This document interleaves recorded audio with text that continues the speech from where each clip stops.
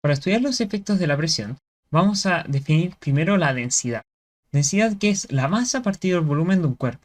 Y lo interesante de esto es que va a ocurrir que los materiales menos densos flotan sobre aquellos más densos.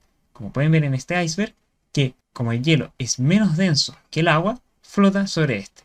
Tan solo sacando esta relación que les daría que el ρ del hielo es menor al ρ del agua.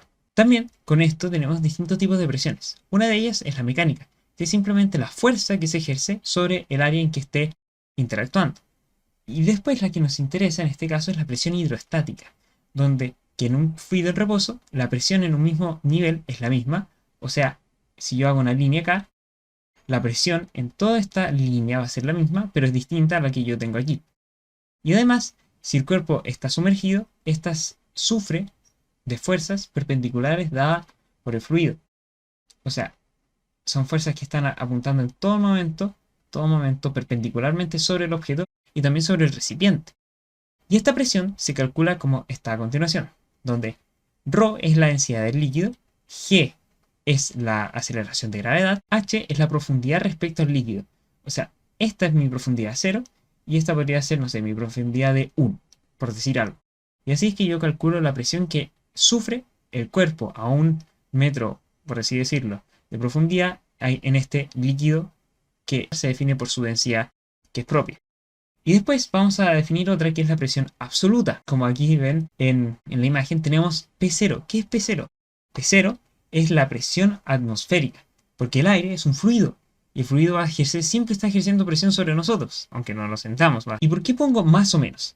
Bueno, porque si este es justo el nivel del mar. Aquí yo estoy, aquí está el marcito y aquí hay una montaña. Si yo subo, voy a estar a una, comillas, menor profundidad de todo lo que sería la atmósfera. O sea, de acá a aquí hay una altura menor que si yo ahora me sumerjo en el mar, de aquí a acá hay una mayor altura. Por eso, si es que yo voy a más a fondo, esto termina siendo positivo porque hay mayor presión, me estoy ejerciendo más presión, porque tal como vimos en la presión mecánica, tengo una masa de fluido sobre mi cabeza mucho mayor a que si yo estoy más arriba, porque ahí la cantidad de aire es menor, por lo tanto hay menos partículas sobre mi cabeza, y por eso mi presión que siento arriba es menor, porque a medida que yo subo en las cordilleras, en la Tierra, menor cantidad de aire hay en la atmósfera y por lo tanto una menor cantidad de partículas y por ello un menor peso que tengo que soportar. O sea, una fuerza menor en una cierta área que sería, no sé, todo mi cuerpo.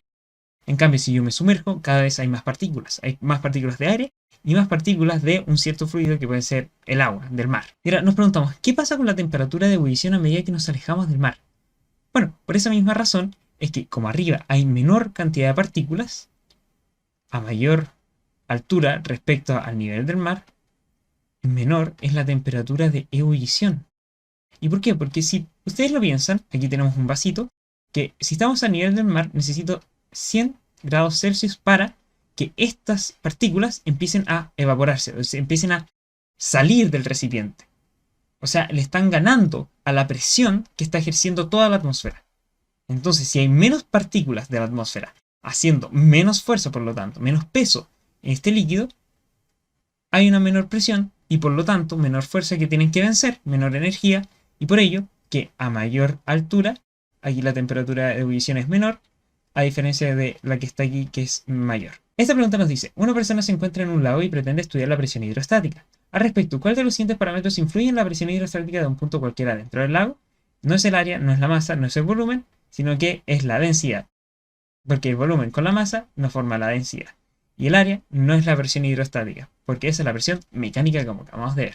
El siguiente gráfico representa la presión P que ejerce un líquido en reposo sobre una moneda delgada, en función de la profundidad h a la que se encuentra sumergido en el líquido. Si el líquido está contenido por un recipiente que se encuentra en reposo abierto y expuesto al aire, ¿cuál de las siguientes opciones representa correctamente a PY y la pendiente de la recta? A ver, recordemos que por la ecuación de la presión hidrostática o la presión absoluta, vamos a tener que P, la presión, es igual a la presión atmosférica.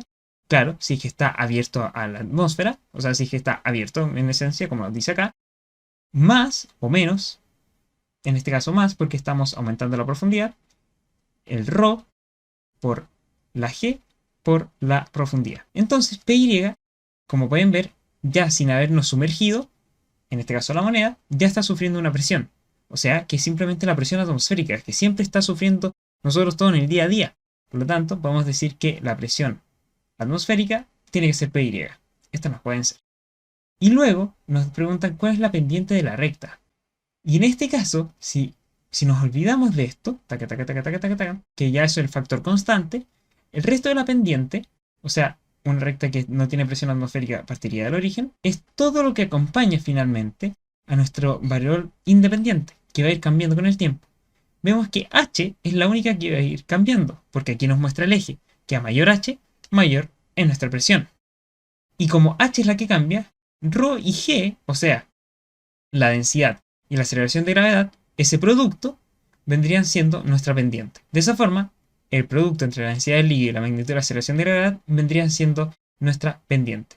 Porque como les digo, esa pendiente va a estar dada siempre por el factor constante que acompaña a nuestra variable independiente. Y como h va a estar cambiando en cada instante, m es ρ por g.